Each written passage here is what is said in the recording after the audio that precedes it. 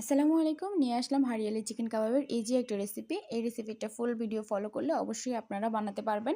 তো প্রথমত চিকেনের অংশটাকে আপনারা কিমা করে রাখবেন। এরপরে একটা জারের মধ্যে আপনারা ধনিয়া পাতা, পুদিনা পাতা, কাঁচামরিচ, আদা রসুনের পেস্ট, কয়েকটা বাদাম এবং একটুখানি পানি আর একটু টমেটো বা ক্যাপসিকাম আপনাদের হাতের কাছে যাই থাকে তা দিয়ে খুব ভালো করে একটা পেস্ট করে নেবেন।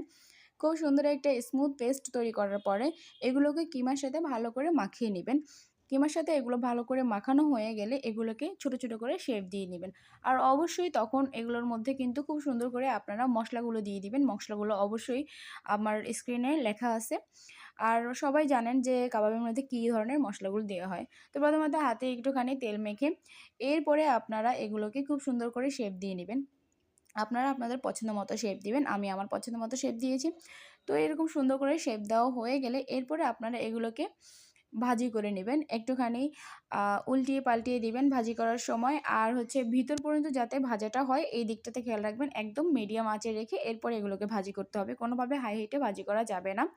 আর এগুলো কোনোভাবে ডুবো তেলে ভাজি করার কোনো প্রয়োজন নেই।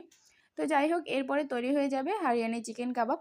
তো এই কাবাবটা যখন আপনারা শেপ দিবেন ওই টাইমে আপনারা ডিপে রেখে দিতে পারবেন। এতে করে আপনারা ৩-৪ মাসের মতো এগুলো খেতে পারবেন। কোনো অসুবিধা হবে না।